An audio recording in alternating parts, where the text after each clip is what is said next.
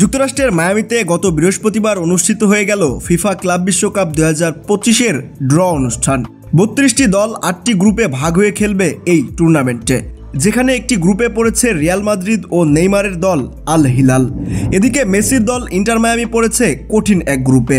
FIFA club বিশ্বকাপের এ গ্রুপে রয়েছে ইন্টার মায়ামি। তাদের গ্রুপের বাকি 3 দল ব্রাজিলের পালমেইরাস, পর্তুগালের পোর্তো ও সৌদি আরবের আল আহলি।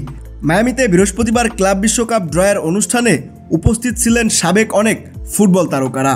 এই অনুষ্ঠানে ড্রয়ের পূর্বে বার্তা দেন যুক্তরাষ্ট্রের সদ্য নির্বাচিত প্রেসিডেন্ট ডোনাল্ড ট্রাম্প। এইচ গ্রুপে রয়েছে রিয়াল মাদ্রিদ।